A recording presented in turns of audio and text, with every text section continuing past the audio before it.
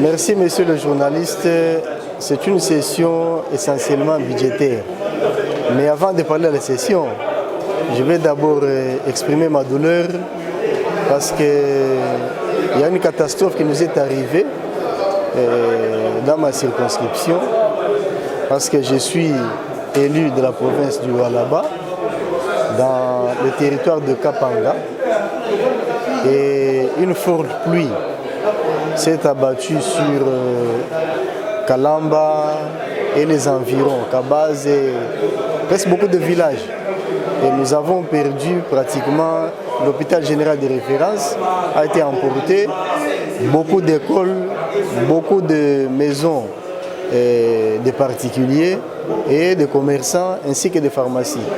Donc nous sommes vraiment très choqués, c'est une situation qui nous est arrivée. En tant qu'élu du peuple, qu'est-ce que vous avez fait comme mesure par rapport au bureau de l'Assemblée? Oui, nous avons déjà déposé une motion d'information au bureau de l'Assemblée.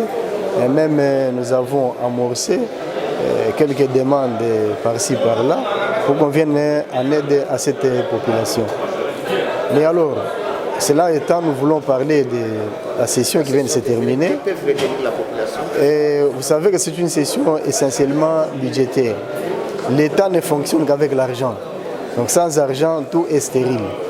Et donc nous avons voté beaucoup de lois, essentiellement le budget de l'exercice 2025.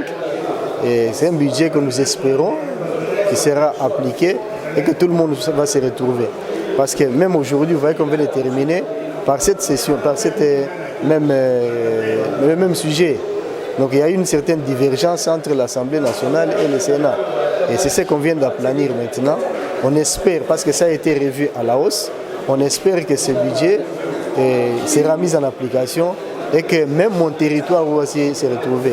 Donc le message que nous pouvons lancer, c'est que c'est un message d'espoir. Bien que nous soyons un territoire complètement enclavé, où il n'y a ni route, il n'y a ni pont, donc tout est enclavé. Par exemple, le Lualaba, parce que les gens confondent le Lualaba. Il y a une grande confusion. Le Lualaba a plusieurs territoires. Et le Lualaba, ce n'est pas tout le Lualaba où on exploite les minerais. Vous avez par exemple le territoire de Dilolo, le territoire de Sandoa, le territoire de Kapanga. Là, on n'exploite pas de minerais. Là-bas, la population vit de l'agriculture, de l'élevage. Ce n'est pas les minerais. Bien sûr qu'il y a des minerais, mais non exploités. Donc, la zone minière, c'est autour de Kolwezi. Mais quand vous quittez Kolwezi, vous allez ailleurs, on n'exploite pas des minerais. Nous avons la même situation qu'ailleurs, comme là on exploite des minerais. Donc c'était un peu ça. De toute façon, nous avons voté le budget et on espère. Il y a eu beaucoup de lois qui ont été votées, beaucoup de lois qui seront appliquées en 2025 et nous espérons que ça va marcher. Donc c'est un peu ça le message que je vais lancer à notre population.